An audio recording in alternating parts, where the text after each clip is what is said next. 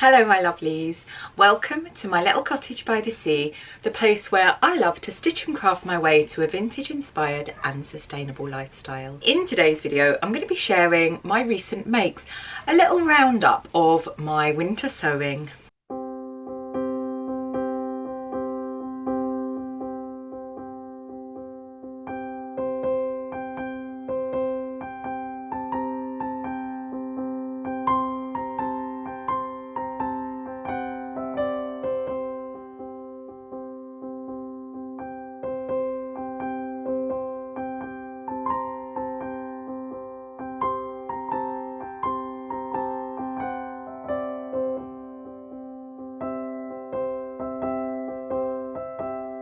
When I was looking at the things that I've sewn, I didn't really sew that many things. This is because my beloved Bernina sewing machine Bertha was out of action for a while, and whilst I do have Brigitte, my 1950s 99K, and a lovely friend also lent me their mum's old sewing machine from the 1970s, when you're used to a machine and it works so perfectly for you, it can be quite hard to be unfaithful. But the things that I did end up making, although it's probably much less sewing than I'm used to doing, are things that I really love. Before I show you the things that I made at the end of 2023, I have to just do a little apology in advance because most of these are to do with Tara Stitch Coven over on Patreon. On the whole, I was only really focusing on my Patreon and the pattern cutting and sewing videos that I do over there. So an apology for that. So I'm not going to be able to link you to patterns and so on that you can go and have a look at, but you are of course always welcome to join me and my lovely coven over on Patreon. You can sign up as a free member, and moving forward into 2024 I'm going to be doing a little bit more free content over there. And of course, if you want to sign up, just starts at £5.50 a month, then I'd absolutely love to have you there, but absolutely no pressure if you don't want to. It's a joyous and beautiful thing to share this space here on YouTube with you. Whilst I'm very much a vintage inspired gal and I am always referencing the 30s, 40s, 50s, a little bit of time travelling either side of that, some of the current labels, designers and brands that I'm really loving, Vampire's Wife, also a label called Horror Vacui. Vacui? I'm not entirely sure how you pronounce it. I took a trip up to London and was looking at the label in one of the designer sections there, and they make loads of beautiful things using Liberty print fabrics, and it's really interesting. There's lots of interesting details. So the first thing that I am absolutely over the moon with is this blouse, very much inspired by Horror Vacui. It's in a fabric that looks very Liberty print. It's actually a Pima cotton that I got from the wonderful Jacob's Haberdashery, and it has this frill pie crust collar stand here, and then this really lovely little technique, a sort of honeycomb passementerie technique that I did over on Patreon and showed my lovely students over there, cover members, how to do. It's got these sort of big statement sleeves, elasticated, and it's using a midi block, which is what I showed my students how to pattern cut, because basically if you've got all of these blocks in your size, you can just sort of use them to make all sorts of things. It really does open up this wonderful sewing world, this fashion world where you can create things. I could never afford to buy one of the blouses from Horror Vacui, but I am able to make one. It ties just at the back, and I am so over the moon with this. I feel like it's a real winner. One of the things though is that I haven't really got things that I like to wear with this. I style it with a full circle skirt, but actually I think it would look really, really good with a lovely pair of Lucille trousers. It's really, really comfortable. It's not massively fitted, and I just think this like little detail around this neckline here is really stunning. One of my ultimate style icons is the wonderful Debbie Harry from Blondie. I've been in love with her since I was a very small child, and there's this incredible image of her in this leopard print dress. I had this ombre leopard print sitting around doing nothing. I've had it for ages and I actually can't really remember where I got it from. It slipped my mind. So I decided to make a Debbie Harry inspired dress, and I used the Bieber dress. This was a pattern cutting tutorial that again I did on Patreon, and it's sort of based really on a 30s 40s dress style. So there are patterns out there that will replicate this sort of ruched bodice. It's got an A-line, quite full A-line skirt, and then it's got these sleeves that are basically modelled on my nan's wedding dress sleeves. So they're sort of pleated, but they've also got a bit of gathering, so they're quite puffy at the top. They make quite a statement. I wore this to one of only 2 things that I managed to do socially in December, because I spent most of it prostrate, wondering what was going on with my life. But I really got a lot of compliments and it was really, really comfortable, really flattering, and I just feel so happy in this dress. And surely that is the point of the clothes that we wear, is that we feel really, really rather marvellous in them.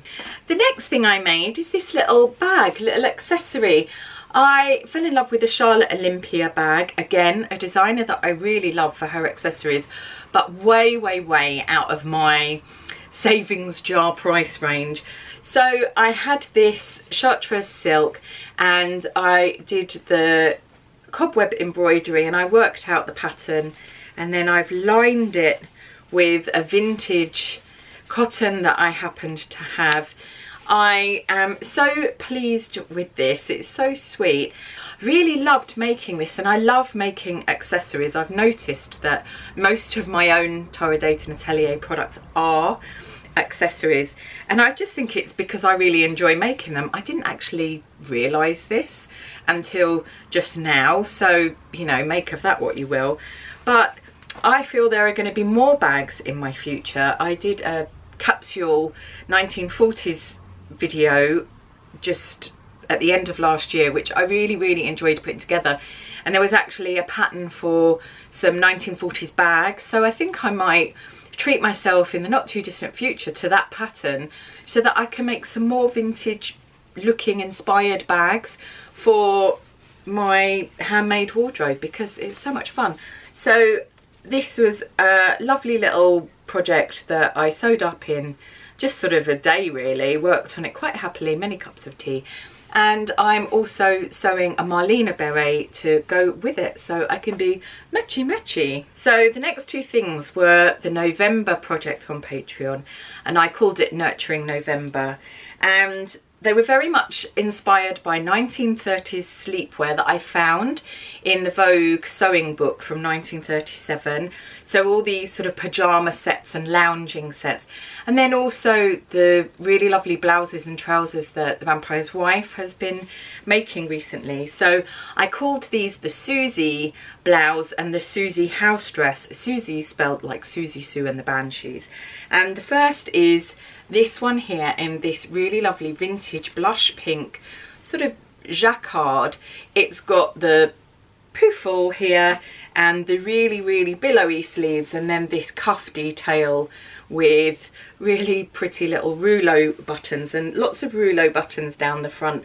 And then I made just a pair of very standard trousers. These were actually from a pattern that I bought. I can't remember which pattern it was. It was just in my stash. I didn't buy it specially. FYI, trousers are going to be a thing on Patreon soon because I want to make a better pair.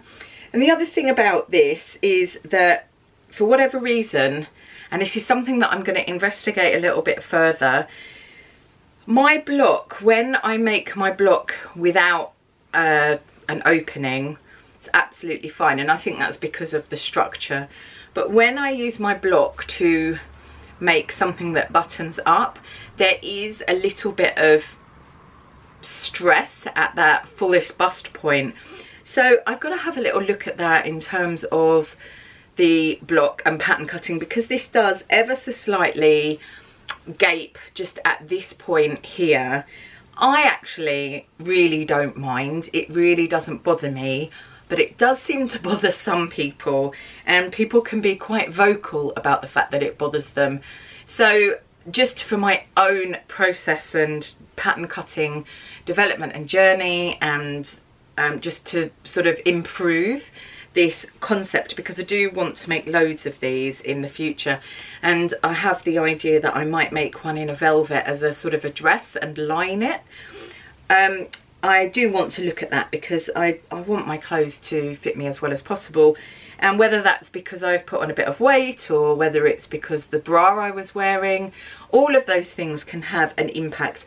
As I said, I'm not particularly bothered, and if it bothers somebody, then I just suggest don't look. Understanding how these things work for me help me be a better teacher for other people, so that's why I'm going to pursue this. It's got this fabulous collar and absolutely love this. I did sit around in this on Boxing Day and enjoyed immensely the remnants of the festive feast. I then took the Susie concept and created the Susie house dress. So this is a little bit different. I showed my patrons, Coven members, how to pattern cut a Peter Pan collar as opposed to that more pointed dagger collar style.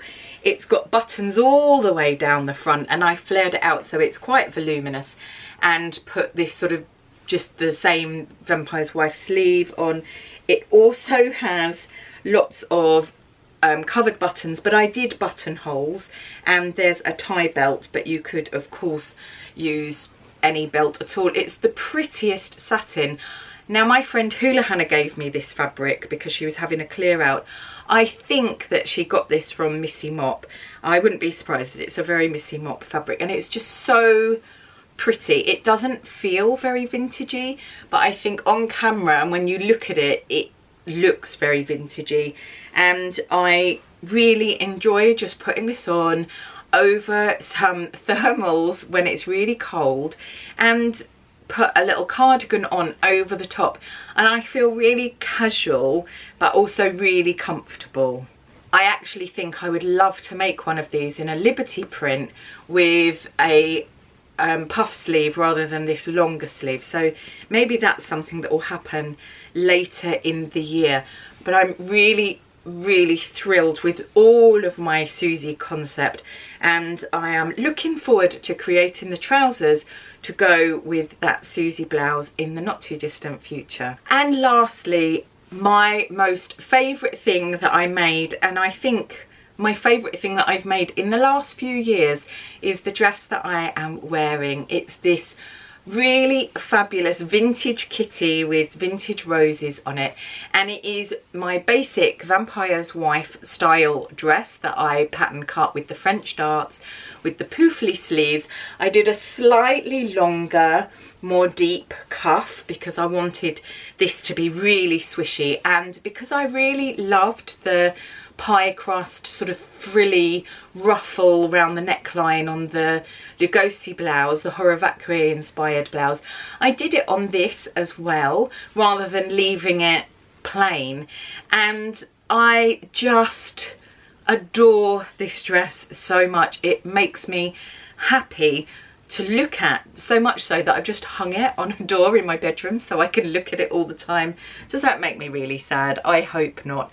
I wore this to the self-employed local people's Christmas do, which I helped arrange with my lovely friend Katie Ray, who you may have seen here on the channel before because she helped me with the Frankenstein's Bride video way back when, in 2022 I think now. And we organised this event for self-employed people. There are so many of them in Hastings. We got everybody there, everybody enjoyed a cocktail or two, and I just felt absolutely amazing in this dress. I've styled it up with a little headband that my kiddo's partner bought for me for Christmas, which was really kind of them, and I'm wearing, as I nearly always do, my For the Prize little tassel earrings and some pearls because I always wear pearls, and my charm bracelet, which I really love and will be adding charms to as I go forward. Even though I didn't make a huge quantity of things, The things that I made are all items that I am so thrilled to have, and they are definitely wardrobe treasures for me. It has really made me realise that when I'm planning my sewing and when I'm making things, it really is better for me to really spend the time making things that I really love. So if that means taking a bit more time to find the right fabric, or taking a little bit more time to sew the garment, because it's always in the sewing that I tend to rush. I'm overconfident about what I can do, and I cut corners sometimes, and that's just something that I really don't want to do. All of these things that I've shown you today in this recent makes video, I took my time over sewing. So instead of sitting down in a big chunk of time, I paced myself over sometimes a few weeks to get things made. I just did little and often, and it was a real joy, and I found that the quality of my sewing was much improved. So I really want to keep that going as I move ahead into the new year. I'll pop any links that are relevant below, and of course, as I've already said, it would be really lovely to see you over at Tara's Stitch Coven. But I really appreciate you taking the time to spend the time with me here in my little cottage by the sea. Your support and all your kind and encouraging words really do mean the world to me. I am really very grateful for each and every one of you. You always make it onto my gratitude list. If you would like to do something with the little bag, which I'm calling the Arachne bag, then pop it in the comments, because I can put some kind of tutorial together and we can all make really fabulous cobwebby bags, should that be our cup of absinthe. As always, thank you so much for spending time with me today. I hope you've enjoyed it, and if you haven't already subscribed, then please do so, because it would be lovely to see you here again, and give the video a thumbs up, because that does so much to help my little videos that I film here in my little cottage by the sea get out there and reach kindred spirits like your lovely selves. I hope that wherever you are in the world, you're keeping very safe and well, and I shall see you soon. Bye.